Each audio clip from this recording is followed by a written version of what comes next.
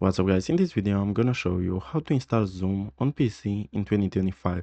So the first thing that we have to do is to hop on Google, and at search bar we're gonna search for Zoom Dovland.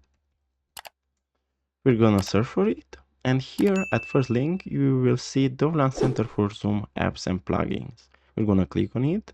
Then we have to scroll down a little bit till we see Zoom Workplace for Windows.